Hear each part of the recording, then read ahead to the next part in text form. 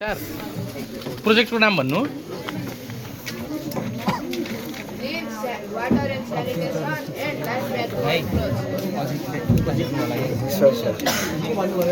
Water and sanitation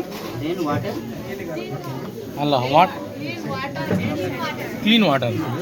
and sanitation Life back to old clothes.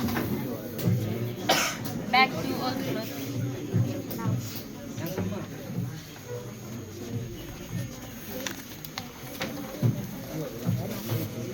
ल सुरु गरौँ है त एकैछिन कतिजना हो टिम मेम्बर 1 2 तिमी पनि हो कतिमा पढ्छौ 6 मा नाम भन नाम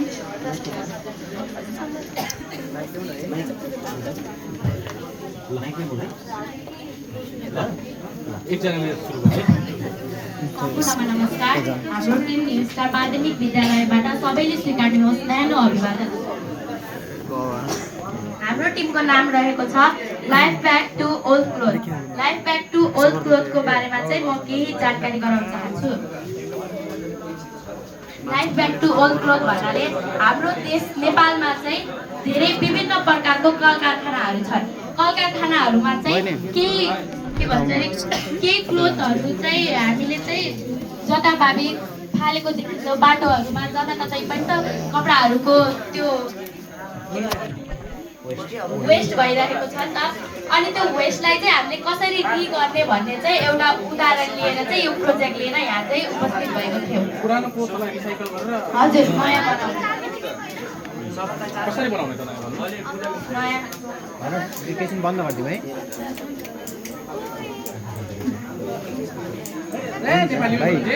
Rebrand life back to old clothes. Old clothes cause significant environmental pollution by overcrowding landfills with त्यो मैले बुझे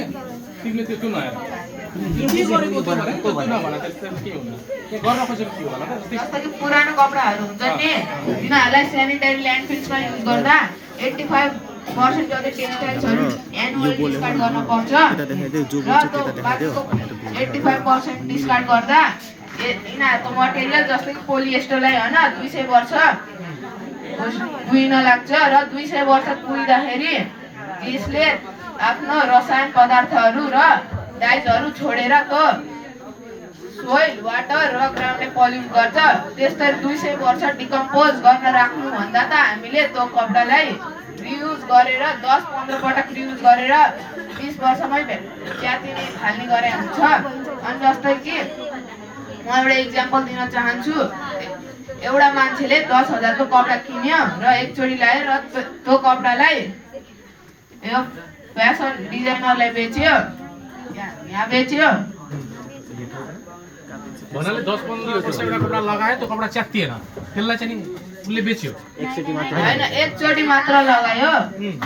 महँगो एकचोटि कपडा लगाएर 10,000 मा एउटा कपडा किन्यो भने 10,000 मा कपडा किनेपछि हामीले त एकचोटि मात्र लगाउँछौँ नि त। धेरै जसोको चाहना नै त्यही हुन्छ नि त।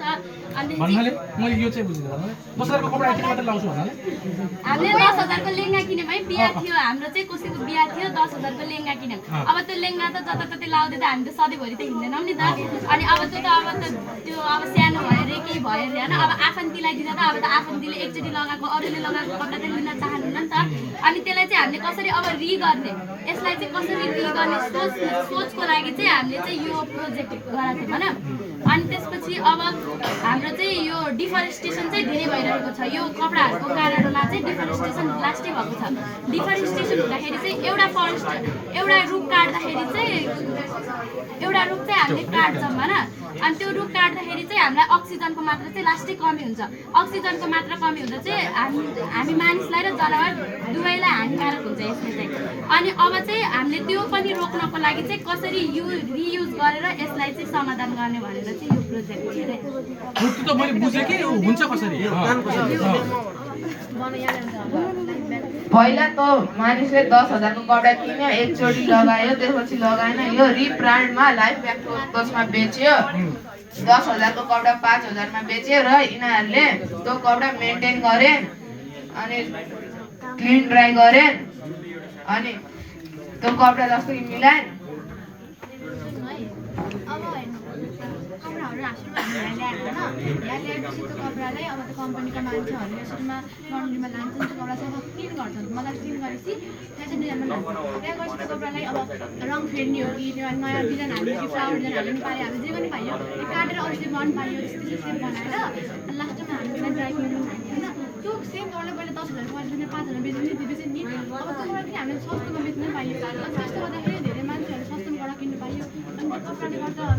फ्याँकेको भएर गर्दा वेट हुन्थ्यो अनि डिकम्पोज हुँदा लास्टै धेरै मतलब वर्ष लाग्थ्यो नि त अनि हाम्रो पैसा पनि उस भयो होइन अनि जो मान्छेलाई हुन्छ नि अब ठुलो महँगो कपडा लाउँछु हिँड्छु भन्ने साथै हुन्छ नि त मान्छेलाई अब त्यही कपडा चाहिँ लाइक महँगो बेच्यो भने त्यो उस पनि भयो त्यो मान्छेको डिमान्ड पनि पुरा हुन्छ होइन मैले बुझेँ हजुरहरूको कुरा पनि बुझेँ ल ठिक छ यो एउटा कस्तो चाहिँ एउटा बिजनेस मोडल जस्तो लाग्यो है मलाई चाहिँ नर्मल्ली भन्दा यसले साइन्स र टेक्नोलोजीलाई कसरी यो एक्सपोमा यसको सान्दर्भिकता के यो यहाँ कसरी आयो यसमा यो कसरी आयो आइडिया के यो साइन्स भन्दाखेरि त मान्छेले रेस्पोन्सिबल यस्तो कन्जम्सन र विज्ञानले प्रोडक्सन चाहिँ त्यो पैसा कमाउने अनि देशमा शान्ति सुरक्षा र मस्ती मात्र चाहिँ होइन कि यसले चाहिँ के सोच्छ विज्ञानले चाहिँ एउटा चाहिँ रियुज केही सामानको रियुज पनि गर्ने हो नि त विज्ञान भनेपछि त एउटा साइन्स एन्ड टेक्नोलोजीमा त रिसर्च गर्ने हो नि त के हामीले त अनि हामीले चाहिँ यसको रिसर्च गरेको नि त यो अब त यो त कसैले यहाँ कुनै साथीहरूले चाहिँ यो प्रोजेक्ट ल्याउनु भएको छैन नि त हामीले त अब सानो प्रोजेक्ट सानो गरेको तर राम्रो एकदम सोच टाइपको गरेको नि त त्यही भएर रियुज रिसाइक्लिङको कन्सेप्टलाई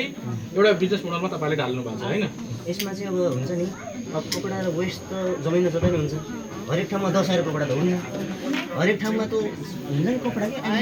ल सस्तै ल 200 कै कपडा भयो र 200 कै कपडा पनि त हामीले ल सोइलमा फालियो ल माटोमै फालियो त्यो डिकम्पोज हुन त 200 वर्ष लाग्छ नि त त्यो 200 वर्ष लाग्न भन्दा त हामीले रियुज गर्यो भने त हामीलाई त सोइललाई त धेरै फाइदा भयो नि त हाम्रो हेल्थलाई इन्भाइरोमेन्टलाई अनि यसले चाहिँ एउटा गरिबी नियन्त्रण गर्छ अनि भ्रष्टाचार नियन्त्रण गर्छ घरमा शान्ति सुरक्षा ल्याउँछ अनि त्यसपछि इन्भाइरोमेन्ट वातावरणमा नि संरक्षण धेरै नै संरक्षण गर्छ अब वाटर